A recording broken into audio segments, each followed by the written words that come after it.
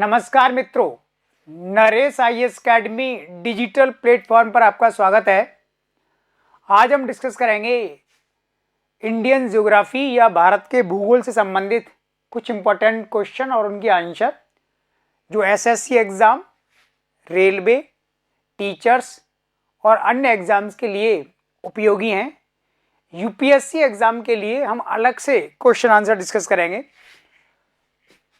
तो सबसे पहला क्वेश्चन इंडियन ज्योग्राफी में इंडिया के फिजिकल डिवीजन से रिलेटेड है। तो क्वेश्चन नंबर 1 ये है, इंदिरा कॉल क्या है? What is Indira call?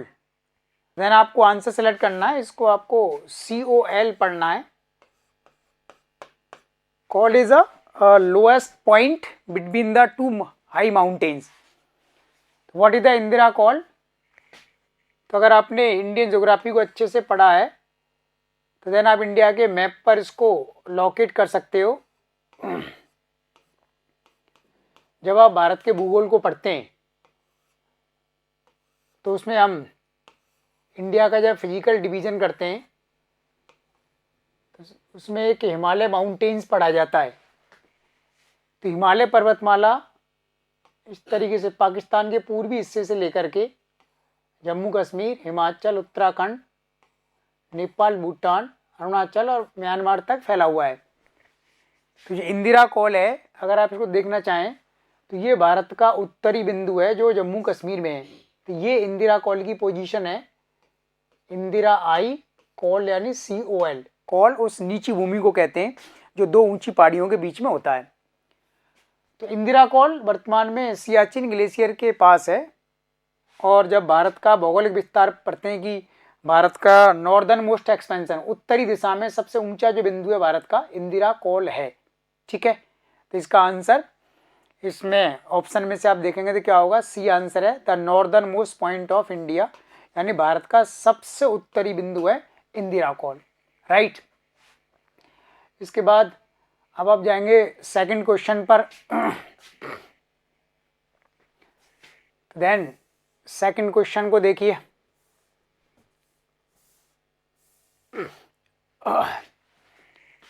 Second question में भी आप इसी तरीके से ड्रॉ कर सकते हैं, मैप के थ्रू बता सकते हैं कि डंकन पास के बारे में पूछा गया है कि डंकन पास की पोजीशन क्या है।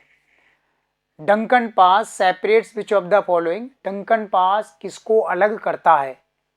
तो this is the second question. Then जब आप इंडिया के मैप पर और अंडमान निकोबार आइलैंड्स को आप बनाते हैं, अंडमान निकोबार द्वीप को अगर आप लोकेट करेंगे तो देन वहां पर इसके बारे में आपको एक इंफॉर्मेशन मिलेगी। देखिए, इंडिया का अगर मैप बनाएंगे तो मैप बना करके आप इसको शो करते हैं।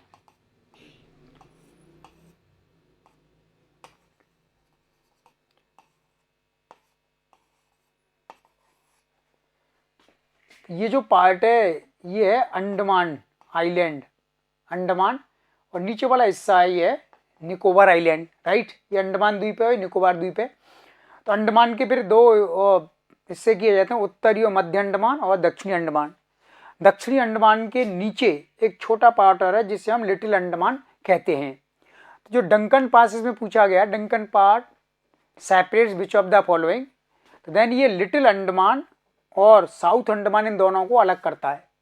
तो इसमें अगर ऑप्शन में आप देखेंगे तो कौन सा आंसर रहेगा? C आंसर है, little Andaman and the south Andaman. तो डंकन पास इन दोनों को अलग करता है। राइट।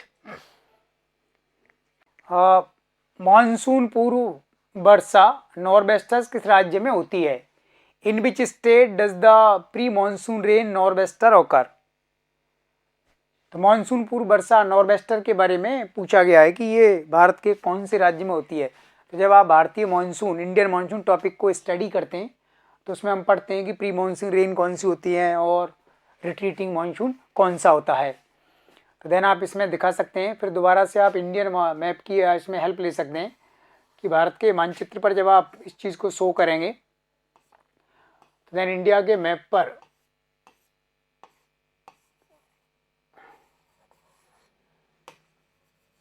तो आप पढ़ते हैं कि इंडियन मॉनसून की दो ब्रांच हैं, ये अरब सागर की ब्रांच, अरेबियन सी ब्रांच, और बंगाल की खाड़ी की ब्रांच, राइट। तो देन बंगाल की खाड़ी की शाखा से जो मानसून इंडिया में आता है मानसून से पहले, जिसको प्री मानसून वर्षा कहते हैं, तो असम राज्य में बहुत ज़्यादा बारिश इससे होती है। तो then bay of Bengal branch brings the heavy rainfall in the Assam states and where it cause to the heavy floods and damage the property of the Indian peoples and the different kinds of losses to the peoples. That's why it is called the nor'wester or the death of the Vaishakh, also called the काल बैसाखी। तो इसको काल बैसाखी या nor'wester कहा जाता है असम राज्य में, क्योंकि इस वर्षा के कारण यहाँ पर बाढ़ आ जाती है और लोगों को बहुत ज़्यादा नुकसान होता है, राइट। नेक्स्ट क्वेश्चन पर जब आप जाएंगे, फोर्थ क्वेश्चन, तो देन फोर्थ क्वेश्चन, थोड़ा सा फॉन्ट इसका सेट करेंगे। तो this is the next question, which is the longest river flowing towards the west. पश्चिम की ओर बहने वाली भारत की सबसे लंबी नदी कौन सी है, ये क्वेश्चन पूछा गया है।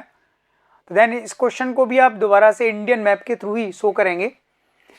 अगर आप इंडियन मैप के थ्रू बार बार इन सब चीज़ों को लोकेट करेंगे तो याद भी रहता है और देन वो अधिक साइंटिफिक भी लगता है।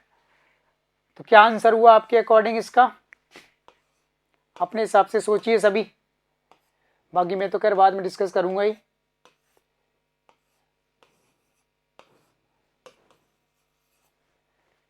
पश्चिम की ओर बहने वाली नदियां, तो आप जानते हैं कि इंडिया का स्लोप इस साइड है, यानी पश्चिम दिशा से जितनी भी नदी निकलती हैं वे सभी बंगाल की खाड़ी में यहाँ एंड होती हैं, इस वाले हिस्से में आती हैं।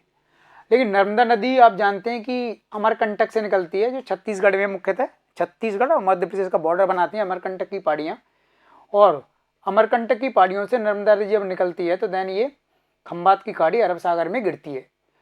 तो नर्मदा नदी के ऊपर ये विंध्याचल माउंटेन है और नीचे की साइड में ये सतपुड़ा पर्वत है। तो नर्मदा नदी पश्चिम की ओर बहती है, यानी इधर से निकलती है और ये पश्चिम इस दिशा में आ जाती है। तो भारत की सबसे लंबी नदी है, क्यों? क्योंकि 1312 किलोमीटर लंबाई में फ्लो करती है। तो इसका सही आंसर हुआ नर्मदा रिवर, यानी सी आंसर, राइट। तो नर्मदा नदी रिफ्ट वैली से भ्रंश घाटी से बहती है, जबकि भारत का ढलान हिस्सा हो रहा है स्लोप, लेकिन ये भ्रंश घाटी से नीचे से बहती है, इसलिए ये इंडिया के उस ज्योग्राफी का वायोलेशन करती है, उल्लंघन करती है कि ये पूर्व की ओर क्यों नहीं बहती है। Next question,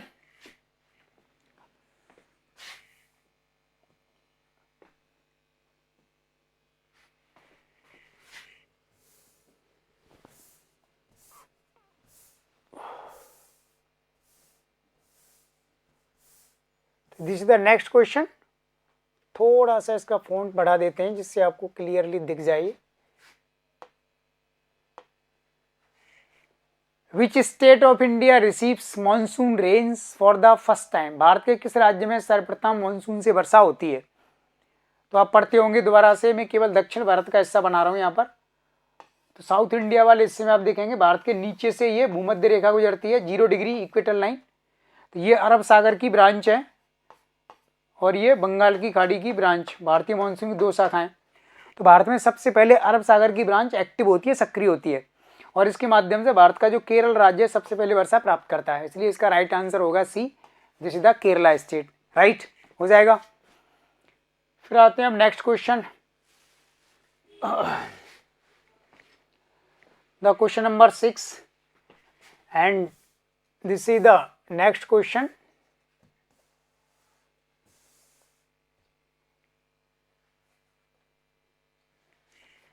On which latitude is the southernmost point of India Indira point located? Bharat का दक्षिणी बिंदु इंदिरा पॉइंट किस अक्षांश पर स्थित है?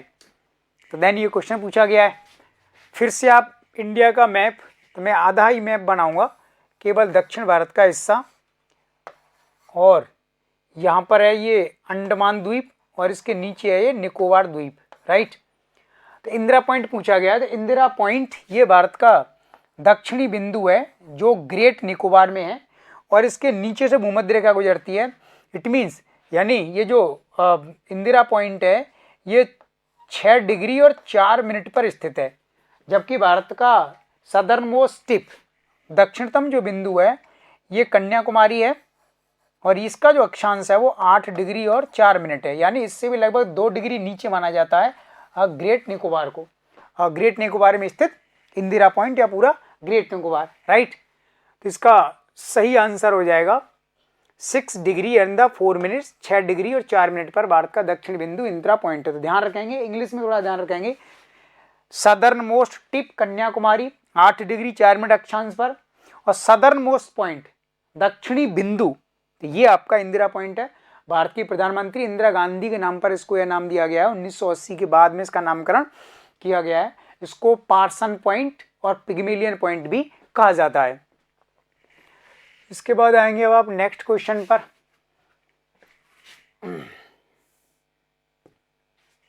क्वेश्चन नंबर 7, थोड़ा सा इसका फॉन्ट बढ़ाया जाएगा।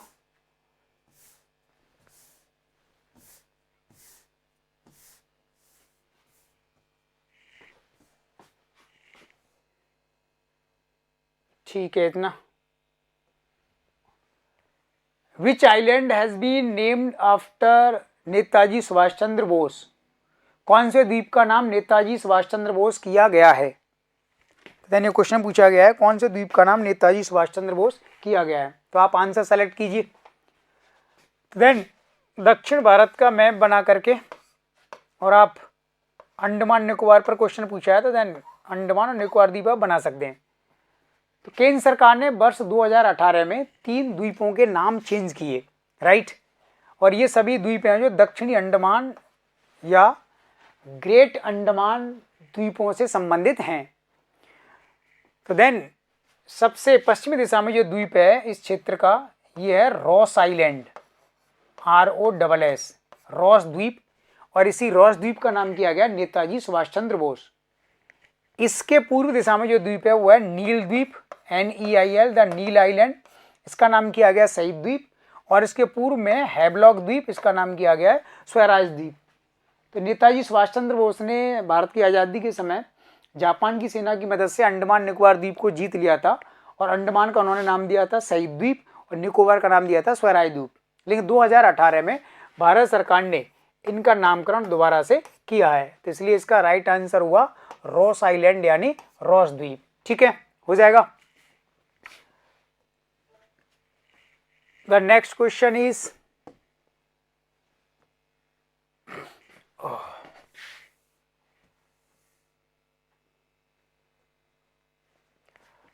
Due to which winds are the mawat rains in India, कौन सी पवनों के कारण भारत में मावट वर्षा होती है। तो देन हर चीज़ को ज्योग्राफी में मैप के थ्रू ही समझना चाहिए, साइंटिफिक लगता है और वो याद भी हो जाता है।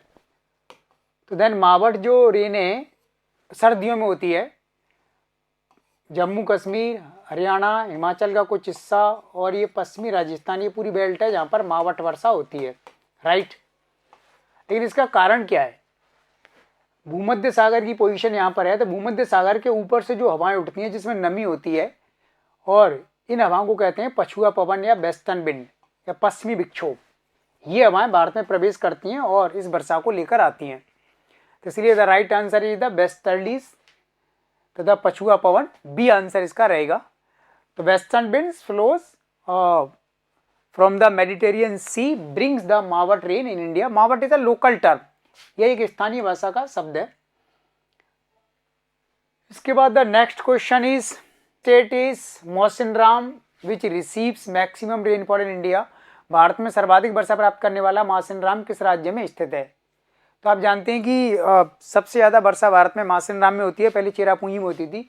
और ये दोनों ही स्थान अगर आप इंडिया के मैप पर देखें तो ये पोजीशन रहेगी। ये मेघालय स्टेट है, तो मेघालय में 3 पहाड़ियाँ हैं, ये गारो पहाड़ी, खासी पहाड़ी और जयंतिया पहाड़ी। तो खासी पहाड़ी बीच वाली पहाड़ी है, खासी हिल्स, खासी जनजाति के नाम पर, और इसी में मौसिनराम स्थित है। ठीक है, तो जहाँ पर सबसे ज़्यादा बारिश होती है, लगभग 11,000 मिलीमीटर या 1100 सेंटीमीटर तक वर्षा कभी कभार यहाँ पर रिकॉर्ड की जाती है। तो Mawsynram in the Khasi Hills of the Meghalaya state which receive the maximum rainfall in India.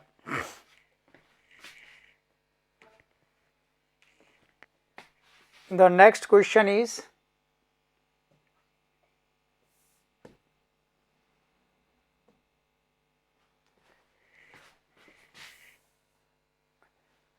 which of the following river does not fall into the Bay of Bengal? निम्न में से कौन सी नदी बंगाल की खाड़ी में नहीं गिरती है?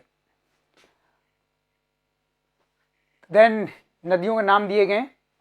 तो अगर आप इंडिया के मैप पर इनको लोकेट करते हैं तो नदियों की स्थिति को आप देख सकते हैं किस प्रकार से नदियों की स्थिति रहने वाली है।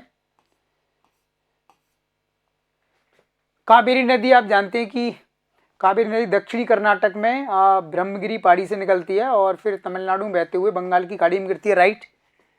और फिर आते हैं आप, गंगा नदी उत्तराखंड से निकलती है गंगोत्री ग्लेशियर से और अंतिम रूप से पश्चिम बंगाल होती हुई बांग्लादेश में जाती है, ये भी बंगाल की खाड़ी में गिरती है। और फिर आता है महानदी। महानदी छत्तीसगढ़ राज्य की पहाड़ियों से निकलती है, उड़ीसा में बहती है, लगभग 900 किलोमीटर लंबाई है, ये भी बंगाल की खाड़ी में गिरती है। ताप्ती नदी, ताप्ती नदी ये जो सतपुड़ा पर्वत है, सतपुड़ा पर्वत के दक्षिण दिशा से निकलती है और ये मध्य प्रदेश में मुल्टाई पहाड़ी है, मुल्टाई पहाड़ी मध्य प्रदेश में बैतूल जिले में, वहाँ से निकलती है और फिर ये सतपुड़ा पर्वत के पैरेलल बहती है और गुजरात में खंबात की खाड़ी अरब सागर में अंतिम रूप से गिर जाती है। तो ताप्ती नदी या तापी नदी ये बंगाल की खाड़ी में नहीं गिरती है, इसलिए ये आंसर रहेगा इसका डी, राइट हो जाएगा। Next question is,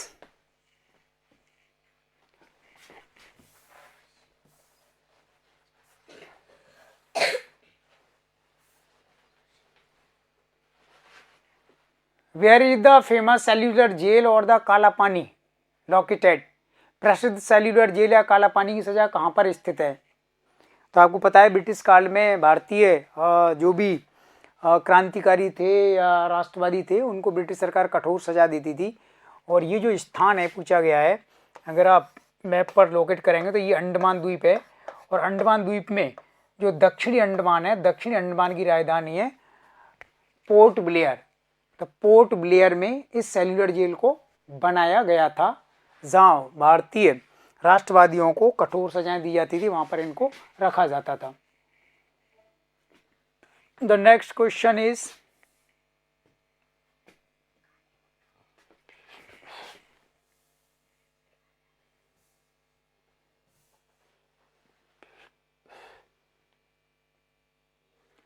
which river forms an estuary? कौन सी नदी एस्चुरी या ज्वारनदमुख बनाती है? तो भारत में जितनी भी नदियां बहती हैं या तो वे डेल्टा बनाती हैं या फिर एस्चुरी ज्वारनदमुख बनाती हैं। तो देखिए इंडिया के मैप पर अगर आप देखना चाहें तो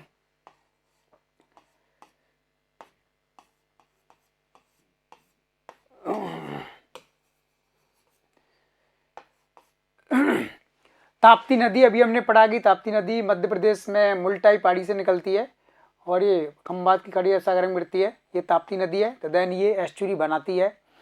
चंबल नदी मध्य प्रदेश से निकलने के पश्चात राजस्थान में बहती है और फाइनली यमुना नदी में मिल जाती है और यमुना फिर गंगा नदी मिलती है और गंगा बांग्लादेश होती हुई बंगाली खाड़ी में जाती है, यानी ये डेल्टा बनाती है, एस्चुरी नहीं बनाती, ठीक है। गंगा नदी भी डेल्टा बनाती है। कावेरी नदी अभी हमने पढ़ा कि ये ब्रह्मगिरी पर्वत से निकलती है कर्नाटक में और बंगाली खाड़ी में गिरती है।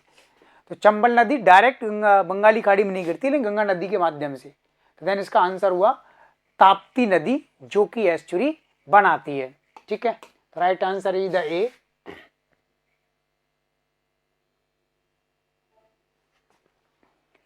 अगला question,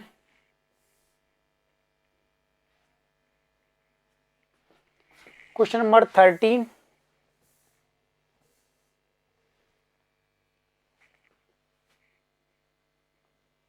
where is Barren island the only active volcano of India located? Bharat का एकमात्र सक्रिय ज्वालामुखी वेरिन द्वीप कहाँ स्थित है? भारत में दो ज्वालामुखी माने जाते हैं, एक नरकोंडम और दूसरा वेरिन द्वीप। नरकोंडम डोरमेंट है, सुसुप्त है, जिससे अब एरुप्शन नहीं होता है, जबकि वेरिन आइलैंड ये एक्टिव है और ये कॉन्टिन्यूसली एरुप्शन इससे होता है। तो देन ये जो अंडमान आइलैंड है तो उत्तरी अंडमान और मध्य अंडमान मिला करके तो एक जिला बनाया गया है, दक्षिणी अंडमान देन दूसरा जिला है। दक्षिणी अंडमान के पूर्वी साइड में जो भी रिची आइलैंड्स हैं, जो द्वीप समूह हैं, जिनको दक्षिण अंडमान का ही विस्तार माना जाता है, यहाँ पर है बैरिन द्वीप। Then the right answer is the Andaman द्वीप, यानी अंडमान आइलैंड में और दक्षिणी अंडमान के कुछ द्वीपों में स्थित है बैरिन द्वीप, जहाँ से ज्वालामुखी अभी भी लावा निकलता है। द नेक्स्ट क्वेश्चन इज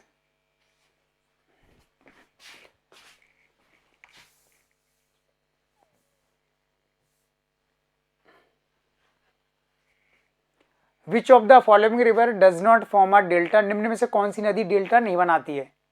तो ब्रह्मपुत्र नदी, कृष्णा नदी, गोदावरी नदी, नर्मदा नदी। तो आप इसका आंसर दे सकते हैं। तभी हमने पढ़ा कि नर्मदा नदी और ताप्ती नदी दोनों एस्चुरी बनाती हैं, पश्चिमी की ओर बहती हैं। कृष्णा नदी को हम पढ़ चुके हैं। इट मीन्स इंडिया के मैप पर आप शो करना चाहेंगे इन सबको तो आप दिखा भी सकते हैं।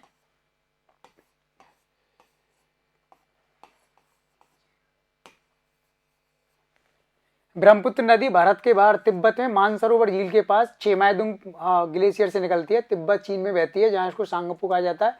भारत में अरुणाचल से प्रवेश करती है और फिर असम में बहती है, पश्चिम बंगाल होती हुई अंतिम रूप से बांग्लादेश में जाती है। तो देन गंगा ब्रह्मपुत्र नदी दोनों मिलकर के एक डेल्टा बनाती है। गोदावरी नदी महाराष्ट्र में त्र्यंबक की पहाड़ी से निकलती है और ये भी बंगाली खाड़ी गिरती है, डेल्टा बनाती है। कृष्णा नदी महाराष्ट्र के महाबलेश्वर से निकलती है और बंगाली खाड़ी में गिरती है, डेल्टा बनाती है। लेकिन नर्मदा नदी अभी हमने पढ़ा अमरकंटक से निकलती है और अरब सागर में गिरती है, तो यानी एस्चुरी बनाती है, डेल्टा नहीं। Right. The next question is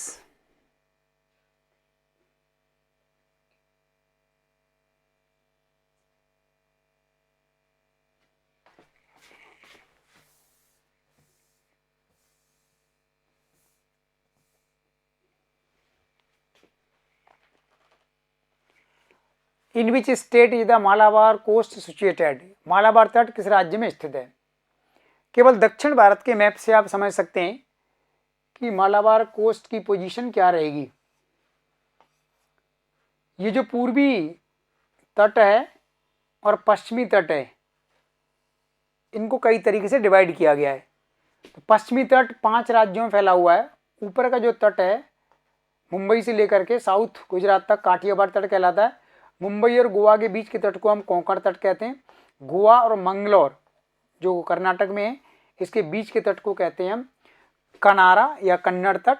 Mangalore से लेकर के कन्याकुमारी तमिलनाडु में ये जो तट है, this is called the Malabar coast, Malabar तट। तो मालाबार तट कन्याकुमारी और मंगलोर के बीच के तट को कहा जाता है। राइट हो जाएगा। तो देन ये तट कहां पर हुआ? केरल राज्य में। तो राइट आंसर हो जाएगा इसका D, Kerala state.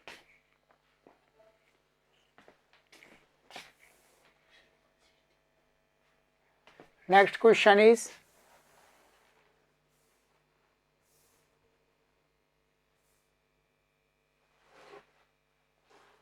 In which state is Kanchenjunga the highest peak of India, Bharat की सबसे ऊंची चोटी कंचनजंगा किस राज्य में है?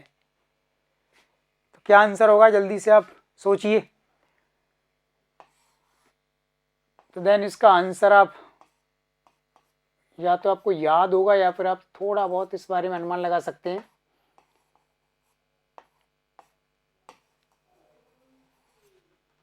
तो इसका आंसर है सिक्किम स्टेट। तो नेपाल का पड़ोसी सिक्किम भारत का राज्य है और जो कंचनजुंगा चोटी है इसका थोड़ा सा विस्तार नेपाल में भी है, इसलिए पूरी तरह से भारत की नहीं है। तो ध्यान रखेंगे कंचनजंगा जो माउंटेन पीक है, this is now in the Sikkim state of India, Bharat के सिक्किम राज्य में है और इसकी जो ऊंचाई है लगभग 8,586 मीटर है, जबकि सबसे बड़ी चोटी है एवरेस्ट जो नेपाल में है 8,848 या फिर 8,850 मीटर उसकी हाइट को माना जाता है। ठीक है।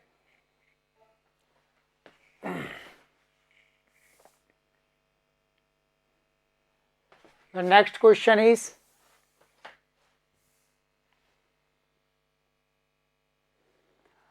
कराकोरम पास कनेक्ट्स विच कंट्रीज, कराकोरम दर्रा किन देशों को जोड़ता है? तो कराकोरम पास पर क्वेश्चन इसने पूछा है।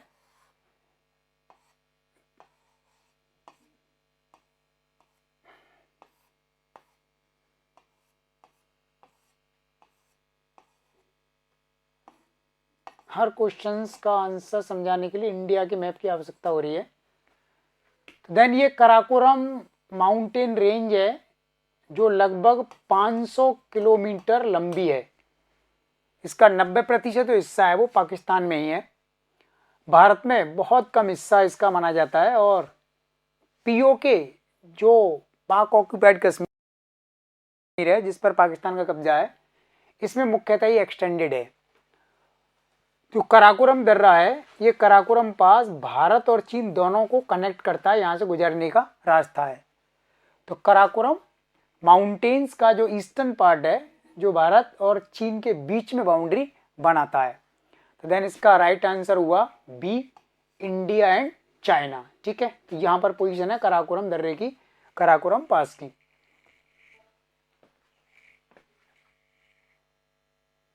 The next question is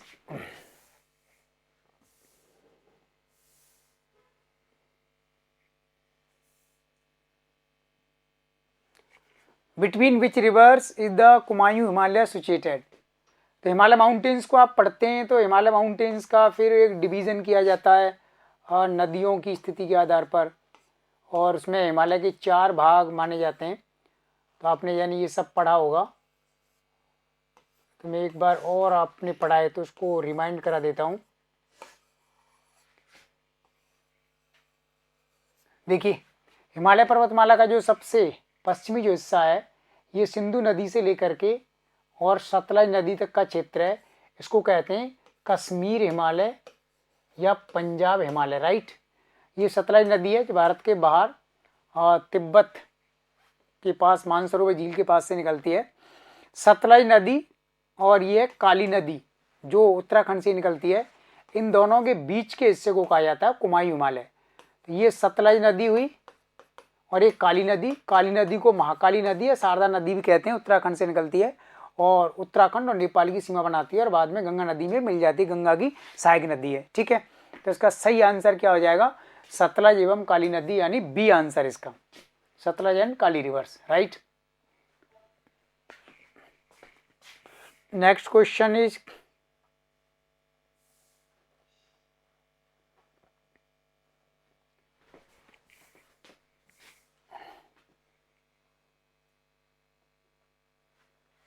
Himalaya पर्वत का कौन सा भाग हिमाद्री कहलाता है। Which part of the Himalayan mountain is called the Himadri.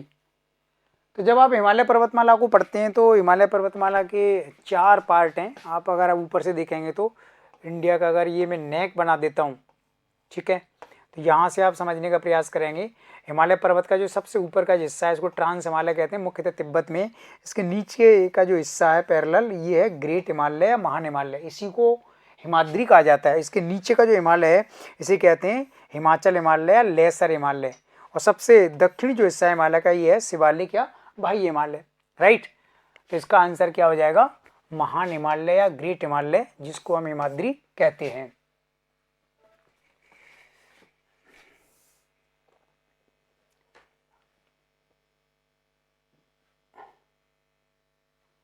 The next question is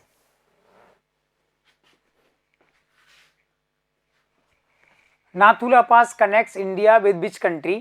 Nathula दर्रा भारत को किस देश से जोड़ता है, इंपॉर्टेंट क्वेश्चन। देन इंडिया के मैप पर अगर आप इसको समझना चाहें तो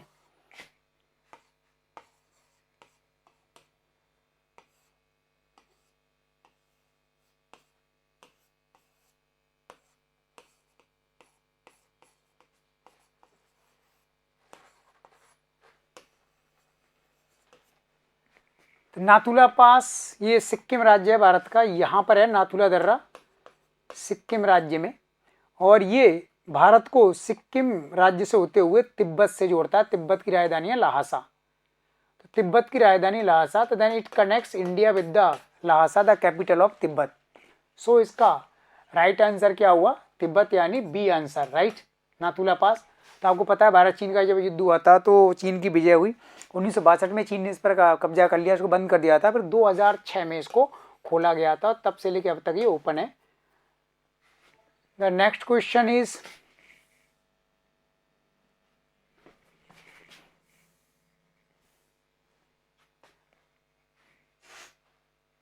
सतपुड़ा पर्वत की सबसे ऊंची चोटी कौन सी है? Which is the highest peak of the Satpura mountain? तो ध्यान आप सोचिए तेजी से, सतपुड़ा पर्वत की सबसे ऊंची चोटी कौन सी है?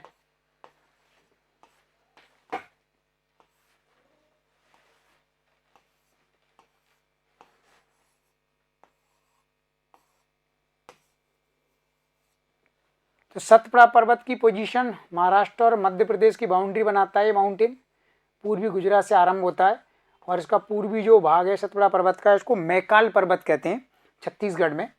और सतपुड़ा पर्वत ऊपर जाकर के विंध्याचल पर्वत से मिलता है, तो दोनों के मीटिंग पॉइंट पर अमरकंटक की पहाड़ी बनती है। सतपुड़ा पर्वत पर मध्य भाग में है महादेव पहाड़ी। इस महादेव पहाड़ी पर है धूपगढ़ चोटी। तो धूपगढ़ चोटी जो इस सतपुड़ा पर्वत की सबसे ऊंची चोटी है, लगभग इसकी ऊंचाई है 1350 मीटर, 1350 मीटर इसकी हाइट है। तो Dhupgarh is the highest mountain peak of the Satpura and it is about 1350 metres. Okay, now in Madhya Pradesh, तो मध्य प्रदेश में है चोटी। Next question is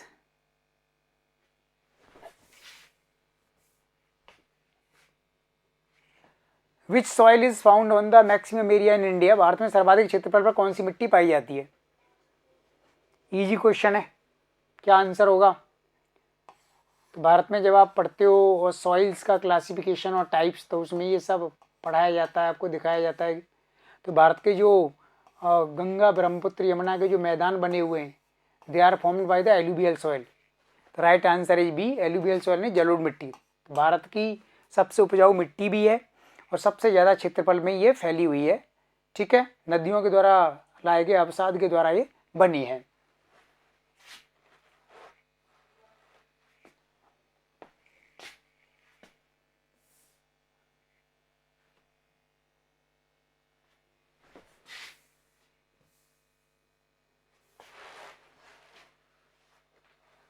which of the following river is called sorrow of Bengal? निम्न में कौन सी नदी को बंगाल का शोक कहा जाता है?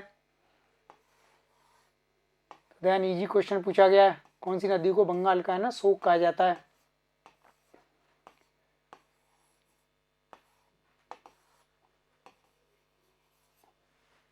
छोटा नागपुर पठार है, झारखंड और बिहार पश्चिम बंगाल में फैला हुआ है, मुख्यतः हिस्सा इसका झारखंड राज्य में। इस छोटा नागपुर पठार से निकलती है दामोदर नदी, जो आगे जाकर के पश्चिम बंगाल में बहने वाली हुगली नदी में मिल जाती है। और दामोदर नदी लगभग 592 किलोमीटर लंबी है और यह दामोदर नदी ही बंगाल का शोक कहलाती है, क्योंकि इस नदी की बाढ़ के कारण पश्चिम बंगाल को बहुत ज़्यादा नुकसान होता है। राइट, तो ये ध्यान रखेंगे दामोदर नदी की स्थिति है। दामोदर नदी छोटा नागपुर पठार को दो भागों में डिवाइड करती है। The next question is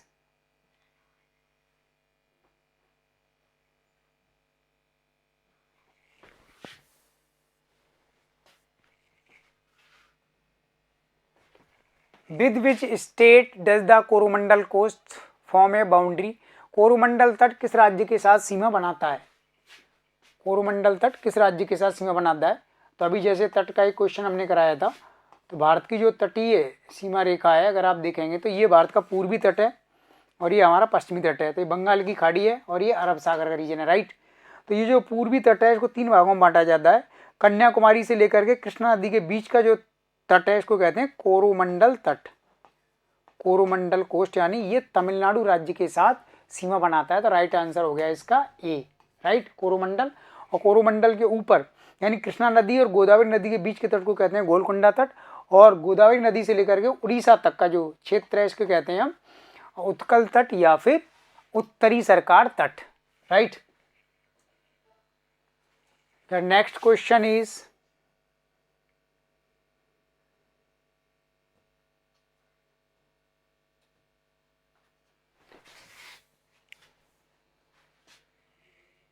Sundarban का डेल्टा कौन सी नदी बनाती है? Which rivers form the delta of Sundarban? तो ये तो आपको पता होगा, फेमस क्वेश्चन है। तो जब आप देखते हैं कि ये दक्षिण भारत ये बंगाल की खाड़ी है, राइट, और गंगा नदी जब ऊपर से आती है और फाइनली ब्रह्मपुत्र से भी मिलती है बांग्लादेश में, तो गंगा नदी और ब्रह्मपुत्र नदी दोनों मिलकर के इस डेल्टा को बनाती है। लेकिन ज़्यादा कॉन्ट्रीब्यूशन गंगा नदी का इसमें है। तो गंगा नदी के द्वारा सुंदरबन का डेल्टा बनाया जाता है। सुंदरी जाति के वृक्षों के कारण इसको सुंदरबन का डेल्टा कहा जाता है। Due to the sundari species of the plant it is called the delta of Sundarban. World largest delta, विश्व का सबसे बड़ा डेल्टा है ये। Right answer is the D. The next question is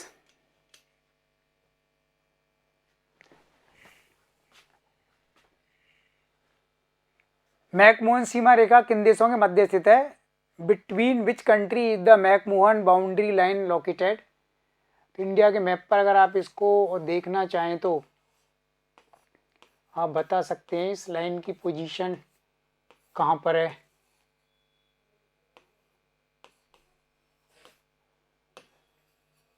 तो ये जो पोजीशन है यहाँ पर चीन की बाउंड्री है और ये भारत का सिक्किम और अरुणाचल प्रदेश।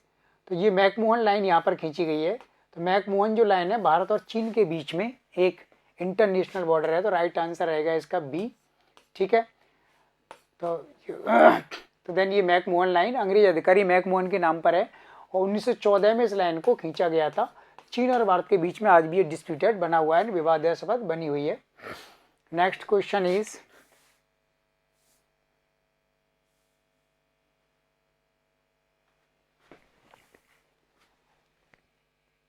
निम्न में से कौन सी नदी को बिहार का शोक कहा जाता है? Which of the following river is called sorrow of Bihar?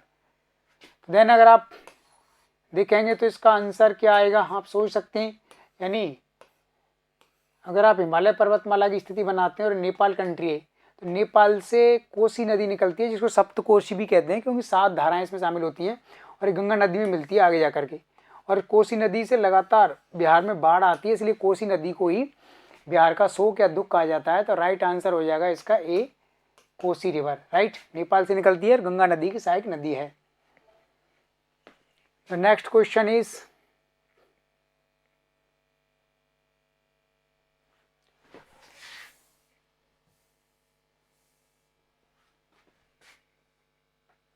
बारी दुआब किन नदियों के मध्य स्थित है? Bari Doab is situated between which rivers? Then फिर से आप देखिए इंडिया मैप की हेल्प लेनी होगी। तो आप जानते हैं कि 2 नदियों के बीच के क्षेत्र को दोआब कहा जाता है, फारसी भाषा का शब्द है और मुगल सम्राट अकबर के समय में इन दोआब को मुख्यतः नाम दिए गए थे। देन राबी नदी हिमाचल प्रदेश से निकलती है, तो this is the Ravi river. और ब्यास नदी भी हिमाचल से निकलती है जो सतलज में मिल जाती है। ठीक है, तो ये व्यास नदी है और ये राबी नदी है। तो राबी और ब्यास नदियों के बीच की जो भूमि है इसको कहते हैं हम बारी दुआब। राइट, तो बारी दुआब राबी और ब्यास नदी के बीच का स्थान है। तो आंसर हो जाएगा इसका बी। तो then right answer is the B. The next question is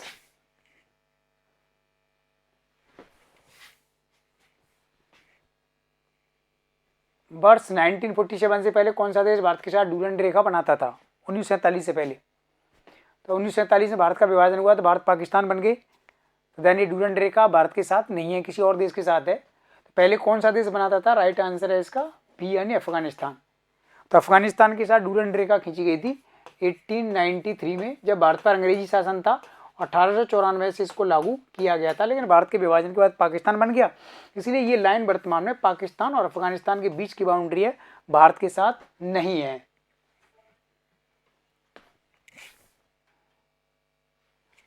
next question is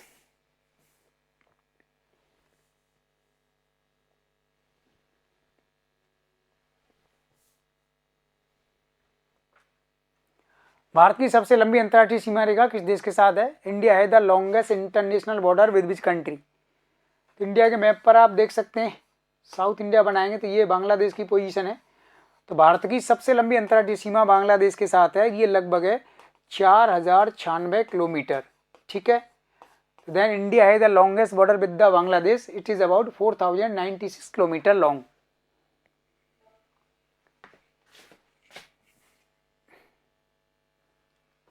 next question is,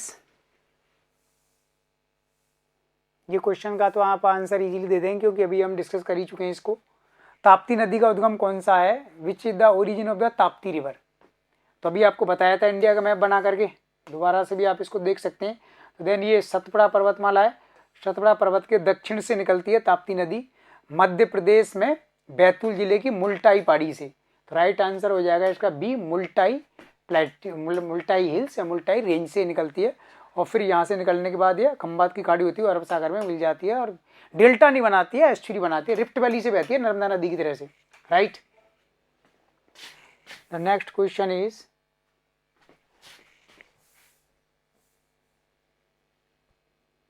Sindhu नदी की कौन सी सहायक नदी है जिसका उद्गम तिब्बत से होता है? Which is the tributary of Indus river which originates from the Tibet. तो सिंधु की जो 5 सहायक नदियां हैं उनके बारे में आपने बहुत डिटेल में पढ़ लिया होगा, और नहीं पढ़ा है तो आपको जरूर पढ़ना चाहिए, क्योंकि इस तरह के क्वेश्चंस एग्जाम में पूछे ही जाते हैं, तो आपको ये सब पढ़ना होगा।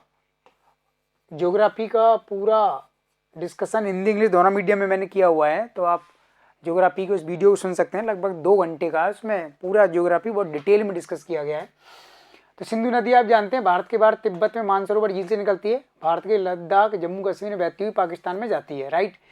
सिंधु की जो 5 सहायक नदियाँ जो भारत की साइड से निकलती हैं, झेलम नदी जम्मू कश्मीर से निकलती है, ठीक है। चिनाब नदी हिमाचल से निकलती है, तो चिनाब नदी भारत में बहते हुए पाकिस्तान में इसमें मिल जाती है सिंधु नदी में। फिर झेलम नदी भी भारत से बहते हुए पहले चिनाब में मिलती है।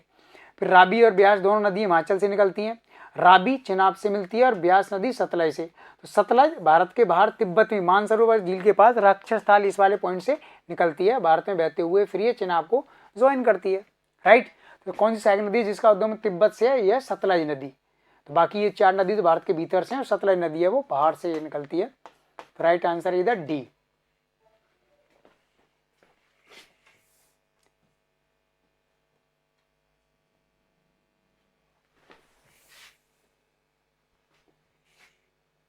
रेड क्लिफ सीमा रेखा भारत किस देश के साथ बनाता है?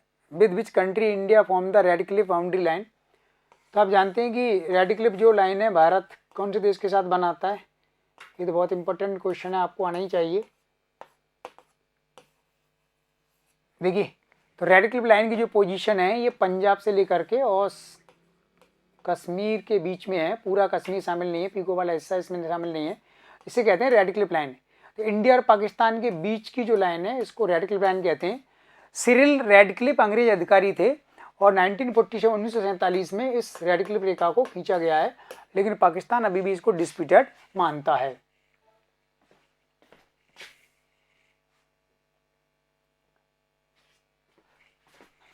नेक्स्ट क्वेश्चन है, दक्षिण भारत की सबसे ऊंची पर्वत चोटी कौन सी है? Which is the highest mountain peak of south India. तो केवल दक्षिण भारत का मैप बना करके ही अगर आप इसको समझना चाहें तो दक्षिण भारत में आप देखेंगे कि ये जो पहाड़ियाँ हैं केरल और तमिलनाडु के बॉर्डर पर, सबसे ऊपर जो पहाड़ी है वो है नीलगिरी हिल, ठीक है। इसकी ऊंची चोटी है दोदा बेट्टा जो 2637 मीटर ऊंची है। इसके नीचे आती है अन्नामलाई की पहाड़ी, अन्नामलाई की केरल और तमिलनाडु का बॉर्डर बनाती है। इस पर है अनाईमुडी चोटी। तो अनाईमुडी चोटी जिसकी ऊंचाई 2695 मीटर है, 2695 मीटर। ओके, तो ये है दक्षिण भारत की सबसे ऊंची चोटी अनाईमुडी, जो अन्ना मलाई की पहाड़ी पर है, और ये चोटी वर्तमान में केरल राज्य में है। राइट।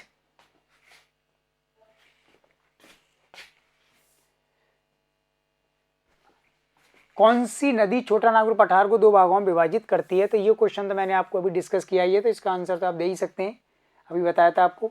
छोटा नागपुर पठार से कौन सी नदी निकलती है? दामोदर नदी। दामोदर नदी इसको 2 भागों में डिवाइड करती है। राइट। अगला क्वेश्चन,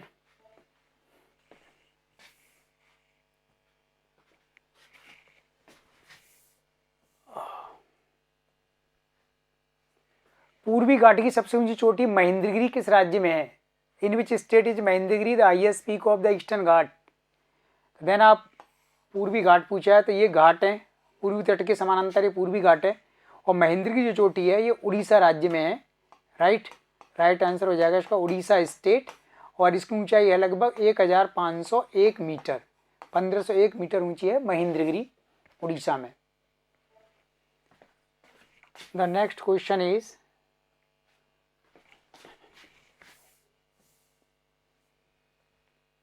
दक्षिण भारत की सबसे लंबी नदी कौन सी है? Which is the longest river of the south India.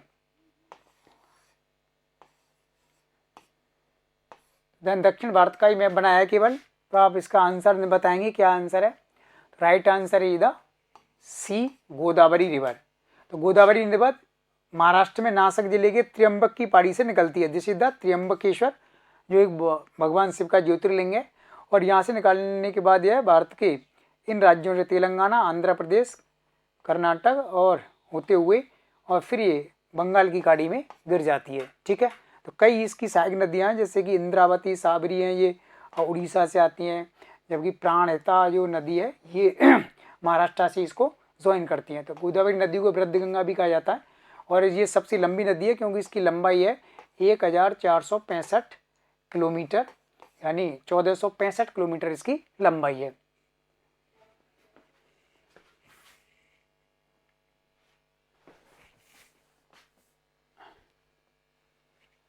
Which soil is called the regur soil? Regur किस मिट्टी को कहा जाता है?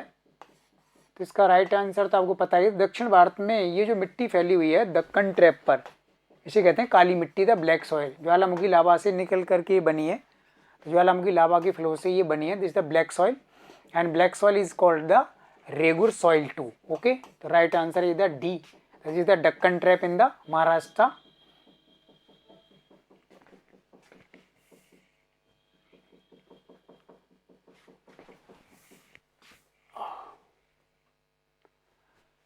Majuli island is situated in which river? Majuli द्वीप कौन सी नदी में स्थित है? तो इसका आंसर भी आपको पता ही होना चाहिए।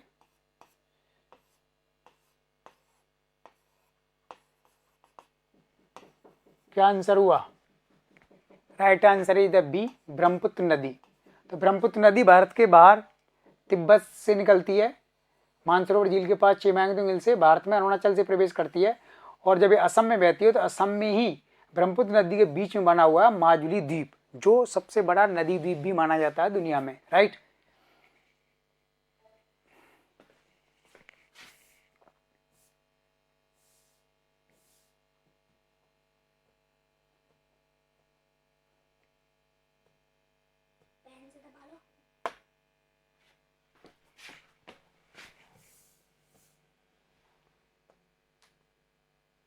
कपास की फसल के लिए कौन सी मिट्टी उपयोगी होती है? विच soil is useful for the cotton crop? तो दक्षिण भारत में जो काली मिट्टी का जो क्षेत्र है, दक्कन ट्रैप जिसे बना हुआ, महाराष्ट्र गुजरात वाला पूरा क्षेत्र है, मालवा का पठार का कुछ हिस्सा, दक्षिण पूर्वी राजस्थान इसके अंतर्गत आता है। तो काली मिट्टी जो ब्लैक सॉइल है कॉटन के लिए काफ़ी अच्छी मानी जाती है, सुटेबल मानी जाती है। कॉटन के प्लांट के लिए जो न्यूट्रिशन चाहिए वो ब्लैक सॉइल में अवेलेबल होते हैं। राइट, तो ये काली मिट्टी का क्षेत्र, कपास की मिट्टी का क्षेत्र है भारत में, गुजरात, महाराष्ट्र, मालवा का पठार।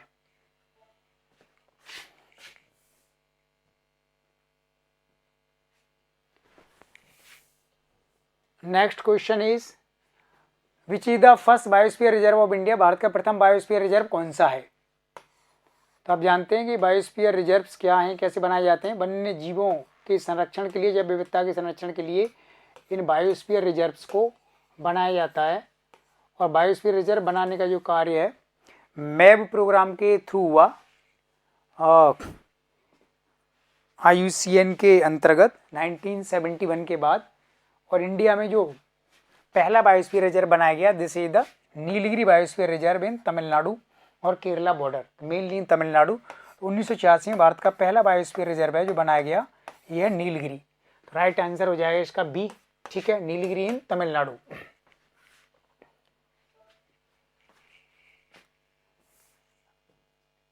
नेक्स्ट क्वेश्चन है भारत में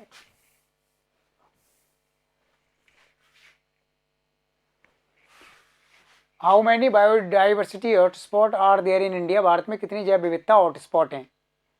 तो आपको पता है कि हॉटस्पॉट ऐसे क्षेत्रों को कहा जाता है जहाँ पर पेड़ पौधे जीव जंतुओं की सबसे ज़्यादा वैरायटी मिलती है और वो वैरायटी किसी और हिस्से में नहीं पाई जाती, तब उसको हॉटस्पॉट में शामिल किया जाता है। तो नॉर्मन मायर्स ने मेनली ये कॉन्सेप्ट दिया था। तो भारत में 2 बायोडाइवर्सिटी हॉटस्पॉट हैं, आंसर हो जाएगा इसका सी।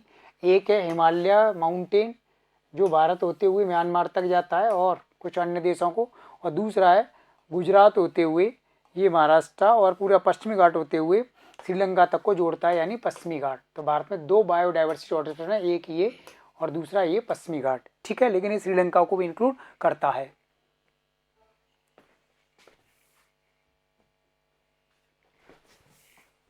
रामसर संधि किसके संरक्षण से संबंधित है? Ramsar treaty is related to whose protection? तो रामसर संधि आपको पता है, रामसर ईरान का शहर है, 1971 में ये संधि की गई थी। भारत भी इसका सिग्नेटरी मेंबर है और mainly this protect the wetlands, नम भूमि आर्द्र भूमि के संरक्षण के लिए इसको बनाया गया है।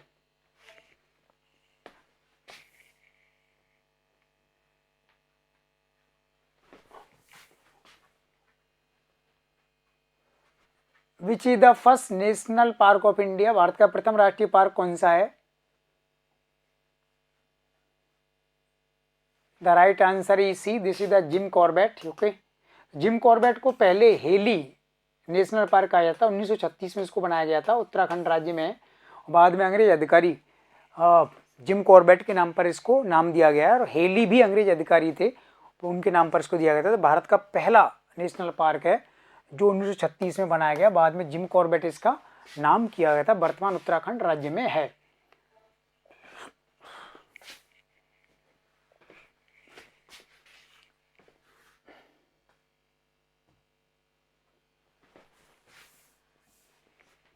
नेक्स्ट क्वेश्चन इज, भारत में टाइगर प्रोजेक्ट कब आरंभ हुआ? When did tiger project start in India? Tigers को प्रोटेक्ट करने के लिए, कंजर्व करने के लिए ये प्रोजेक्ट शुरू हुआ। द राइट आंसर इज 1973, 1973 में भारत में टाइगर प्रोजेक्ट की शुरुआत की गई है।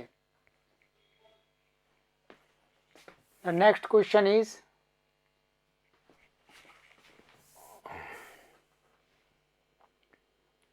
भारत का सबसे ऊंचा बांध कौन सा है? Which is the highest dam of India? सबसे ऊंचा बांध बता। तो इंडिया के मैप के थ्रू भी आप इसको शो कर सकते हो।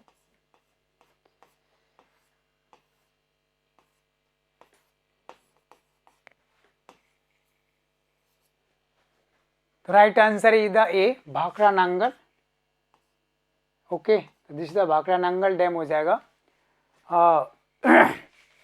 भाखड़ा हिमाचल में है और नांगल पंजाब में, तो दोनों को मिलाकर के भाखड़ा नांगल कहा जाता है, देन पंजाब में मेनली।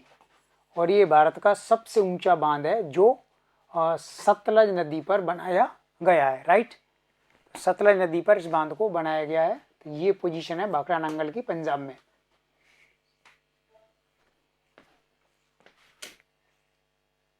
अगला क्वेश्चन है,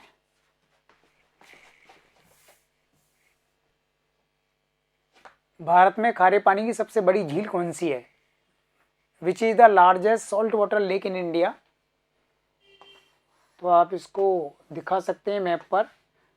तो ये उड़ीसा राज्य की स्थिति है और यहाँ पर है चिल्का झील। Chilka is the largest saline water lake है, salt water lake in India. तो चिल्का झील उड़ीसा राज्य में, तो राइट आंसर हो जाएगा इसका बी, चिल्का झील। ठीक है, नेक्स्ट क्वेश्चन इज,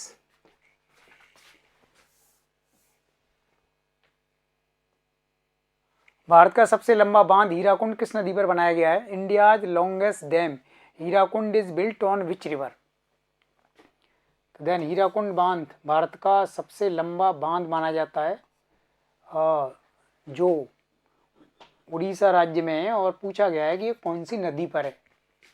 देन ये महानदी पर बनाया गया है उड़ीसा राज्य में। तो महानदी छत्तीसगढ़ राज्य से निकलती है और उड़ीसा में बहते हुए फिर बंगाल की खाड़ी में गिर जाती है, और महानदी लगभग 900 किलोमीटर लंबी है। ठीक है, तो उड़ीसा राज्य में है ये महानदी पर। तो आंसर हो जाएगा इसका C answer.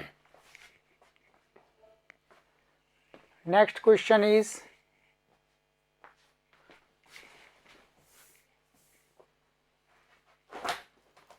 Wular lake receives water from which river? Wular झील किस नदी से जल प्राप्त करती है?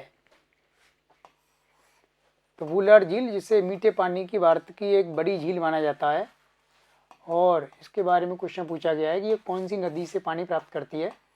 भारत सरकार ने अपनी एक नदी को इससे कनेक्ट किया है और उस नदी का ताज़ा शुद्ध पानी इस झील में जाकर के मिलता है और भारत की बड़ी झील बनती है, जम्मू कश्मीर में है। तो ये है सही आंसर इसका, झेलम नदी। झेलम नदी जम्मू कश्मीर से निकलती है, इसके बाद चिनाब को ज्वाइन करती है, चिनाब फिर सिंधु नदी में जाती है। राइट, तो झेलम नदी के पानी से वुलर झील बनती है जम्मू कश्मीर में, ध्यान रखना ये। नेक्स्ट क्वेश्चन इज,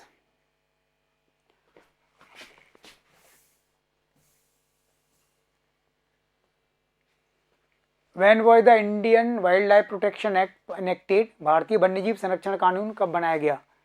तो वन्यजीवों के संरक्षण के लिए ये कानून बनाया गया है। Then the right answer is A 1972, 1972 में कानून बनाया गया है। इसमें लिखा गया है कि कौन से जीवों की अगर आप शिकार करते हो, हत्या करते हो तो आपको सजा होगी, कौन से जीवों के व्यापार पर प्रतिबंध लगाया गया है, कौन से जीवों के ट्रेडिंग के लिए अलाउ किया गया है। तो बहुत डिटेल में सरकार ने इसको डिफाइन किया है। And the last question is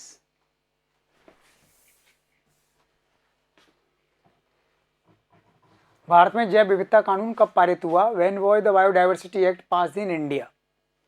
जैव विविधता कानून। तो राइट आंसर इज, क्या आंसर होगा? बी 2002, 2002। तो बीडी एक्ट भी इसको कहते हैं, बायोडाइवर्सिटी एक्ट 2002। और बायोडाइवर्सिटी के संरक्षण के लिए कानून बनाया गया है। और इसी कानून के तहत भारत सरकार ने बहुत सारे स्टैच्यूटरी कमीशंस इंडिया में स्थापित किए हैं। तो ये इंडियन ज्योग्राफी से संबंधित 51 क्वेश्चन है। तो इन क्वेश्चंस को देख करके आप थोड़ा सा अनुमान लगा सकते हैं कि इस प्रकार के क्वेश्चन एग्जाम्स में पूछे जा सकते हैं। और प्रैक्टिस के लिए काफ़ी सारे क्वेश्चंस आप हमारी वेबसाइट से प्राप्त करेंगे। हिस्ट्री, संविधान और पॉलिटिकल साइंस, इकोनॉमी, इन पर भी क्वेश्चन डिस्कस किए जा चुके हैं एसएससी और अन्य एग्जाम्स के लिए। और प्रैक्टिस के लिए अलग से क्वेश्चन दिए गए वेबसाइट पर। पूरा कोई सब्जेक्ट आपको पढ़ना हो, सुनना हो 2 से 2.5 घंटे में, हिंदी और इंग्लिश दोनों मीडियम में, तो देन हिस्ट्री, भारत का संविधान, ज्योग्राफी, इकोनॉमी, ये सब यूट्यूब चैनल पर फ्री आपको दिया गया था। आप वहाँ से सुन सकते हैं और अपनी प्रिपरेशन को कंटिन्यू कर सकते हैं। आईएएस आरएएस एग्जाम की आपको प्रिपरेशन करनी है, आपका कोई मिलने वाला करना चाहता हो तो आप इसके लिए कांटेक्ट कर सकते हैं। और आईएएस एग्जाम का आंसर राइटिंग कैसे होता है, मेंस में क्या पूछा जाता है, क्या तरीका होता है, तो मेंस के एक एक पेपर को मैंने 20-20 वीडियो के माध्यम से पूरा डिस्कस किया है। तो यूट्यूब से आप उनको देख सकते हैं कि आपको आइडिया हो जाएगा कि आईएएस मेंस एग्जाम की ABCD क्या होती है। ठीक है, ओके,